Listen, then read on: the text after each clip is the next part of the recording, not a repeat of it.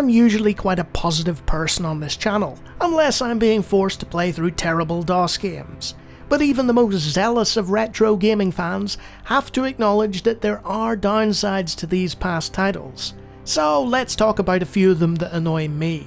Installation and configuration.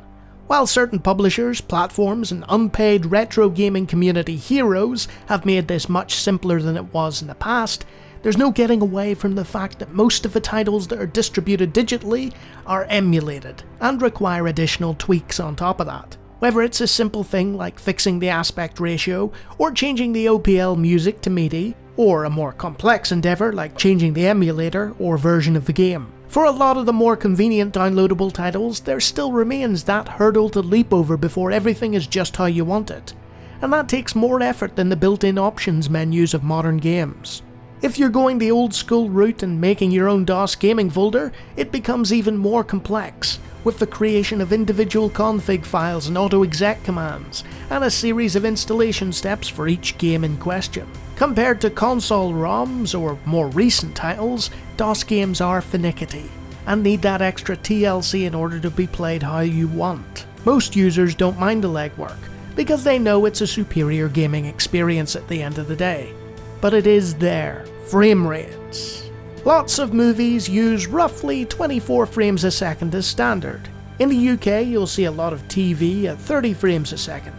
Then you'll eventually witness something frame interpolated, or running at a native 60 frames a second or higher, and it'll be a very different experience for your eyes. Modern gaming has been running at 60 frames a second for more than a long time now, but it wasn't always this way. DOS gaming didn't get those sort of frame rates as standard until near the end of its life, with rates running the gamut between all kinds of numbers. The industry-wide acceptance in recent years of 60 frames or higher being the target without any frame doubling or trickery involved has led to a smoother experience for the eyes of players. It's also meant that going back to anything less than that can be a bit of a jarring experience. Older players might not mind this so much, but those who take buttery smoothness as a requirement may struggle. Acquisition. Right up until the late 2000s, when digital downloads started to rise in prominence, the acquisition of old games required either a sketchy illegal download of a scene rip, or having the physical media in the first place.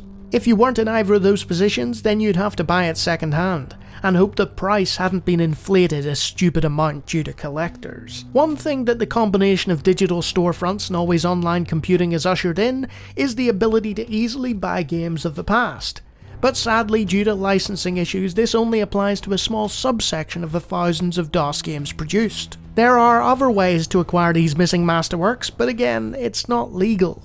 So unless you're a lawbreaker or have physical backups of everything you could ever think of, tough luck. And if you choose to download games you haven't previously owned, you definitely don't want to upload hundreds of hours of you being a lawbreaker.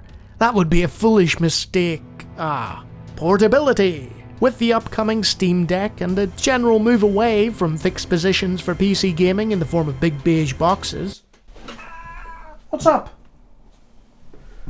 What's wrong? What's wrong? What is it? What? Yeah. Things are more mobile than ever before. While it's technically possible to take all the DOS games that aren't digitally available for you on a small computer or portable drive, it's nowhere near as convenient or easy as using digital storefront clients with cloud saving and automatic configurations.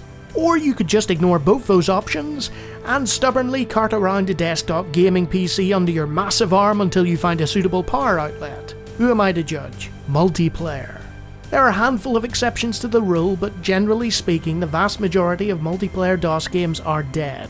Not only is it difficult to connect through emulation in order to play a local multiplayer, many of them don't have the option to play remote games over the internet. This means you'll have to use third-party software, but this isn't the biggest stumbling block. Every multiplayer game has a user base.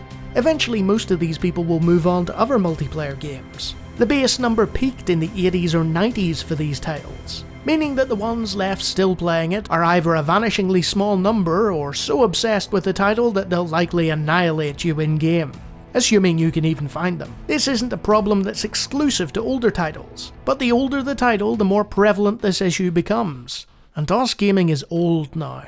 Barriers to entry. This one goes hand in hand with acquisition.